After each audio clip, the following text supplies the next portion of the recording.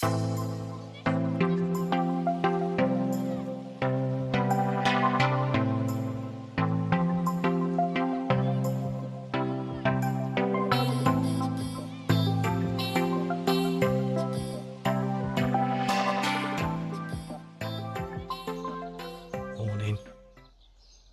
and welcome to a very wet gardening 365. And the first strawberry is ripening. Whee! And as we know, Saturday is feed day. I'm only doing the greenhouse today because the plants outside are far too wet to put any more liquid on. So just the greenhouse today, and again, comfrey tea.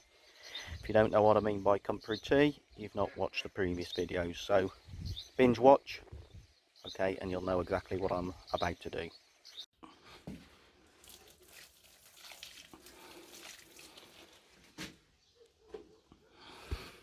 Now in between the rain, I'm coming out and I'm picking currants. Just picked the red currants, okay, we had a reasonable amount, and now I'm going to move on to the black currants. We keep the geese and ducks behind a little fence when the weather's not so good, and the reason why, if they're allowed to go into the garden and we're not out here, there's always a chance of a fox attack. And we've had 2 fox attacks this year and we don't want that to happen again. And a little word of warning to you people who live in the city as well, who leave your chickens out, and they're still urban foxes and they would like to get to your poultry, so just be careful with your poultry. That's it, all done, and quite a good return on the black currants. I'm pleased with that. Now you might wonder why the ducks are safer at the top end of the garden. Number one reason is the pond. Okay, if any fox or anything else came into the garden that they're worried about, they would all go to the safety of the pond, and we've got it nice and deep now, so they are pretty safe on there. And reason number 2 that they would be fairly safe is because of these. Okay, and if anything strange comes into the garden whatsoever, human or animal, they will make the biggest, loudest noise ever, and if it's totally unfamiliar, they will attack it as well. Okay, they will hiss at us occasionally if you get too close. Okay, but to us they're fairly friendly. They're clever enough to know that we're friendly and any predator's not. So that's why they're safer. You're never totally safe though, so like I said previously, always look after your poultry. These are one of the very best guard dogs. And the very best guard dog of all is a guard dog. And this is Tez. And Broody Duck was out earlier for a swim, but now she's back looking after her eggs. And they're just a week and a bit away from hatching. Now I enjoyed that, only outside picking currants, but that was half an hour of quality time in the garden. Rain forecast very shortly. Now since we showed you our tomatoes last time, they have come on leaps and bounds. So if you look down here now, we've really got some tomatoes starting to form now. That's not the only one. There's others over here as well. Now what I'm going to be covering today is side shooting tomatoes. Now this is a tricky little operation, but I'm hopefully going to make it nice and easy for you to understand how to do it. Now in between the main stem and the bit that branches off, you'll see a little growth that's coming out. That's a side shoot that needs nipping out.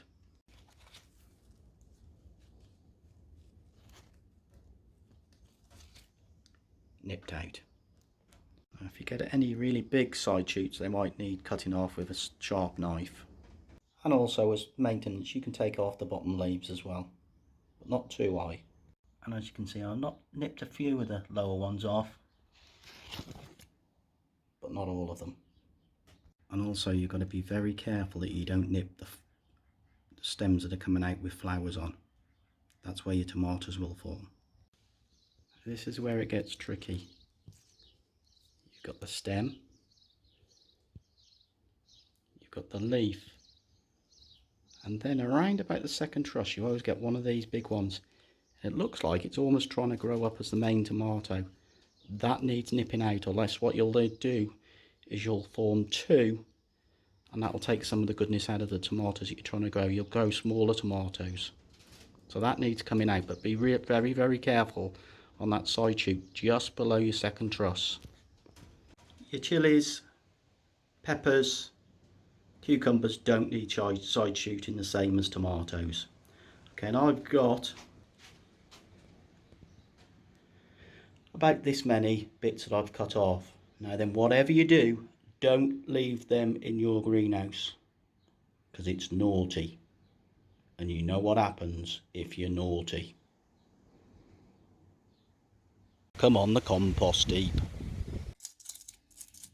And this is the next stage of seed head drying. Okay, some of the seed pods now are dry. Little seeds, these are bluebells, just fall out. And those are the seeds that we'll sow in the autumn. These are the big fritillaries. Okay, and you can see one, the heads has dried there. And hopefully the seeds just drop out.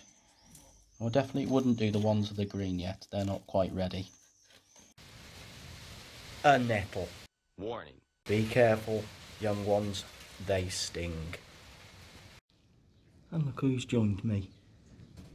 Little frog, lovely. Proud gardener moment. Okay, I've just been down to the garden just before the rain to get some veg and stuff for tea. And this is what I found. A few peas, a few early French beans, some kale, some spinach, our very first strawberries, new potatoes, and baby carrots. 5 a day. I'm going to get my 5 a day today out of our garden. So everything for our Sunday dinner there in those 2 trucks. Proud as punch.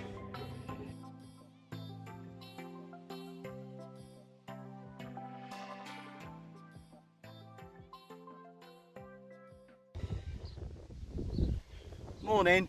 Really windy today. You can probably hear the wind in the background. Okay, so just because it's windy doesn't stop us getting out in the garden. So today what I'm doing is splitting some logs. We had an old Landi tree that was really poorly. We had it took down, and I'm now just splitting it up on the last bit.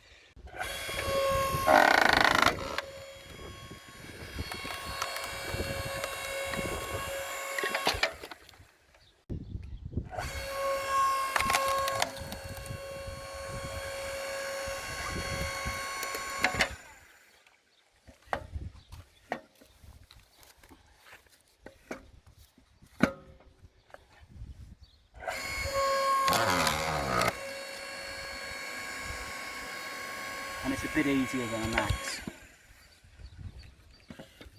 Now over our time here at Cherry Tree, we've cut down a lot, an awful lot of wood. And everything I've just shown you, including that one over there, is pretty much softwood. Okay, and it's stuff like Landi and not particularly great wood. And what we've done, the trees that we've cut down, replace them with meaningful trees. This is a walnut. We've got some sweet chestnuts in the garden as well, and the oak tree that I've shown you previously. So we're replacing them with proper British tree species, and also lots of fruit trees. Now we just got one Landi left, and we've left that one because it was the nicest one of all.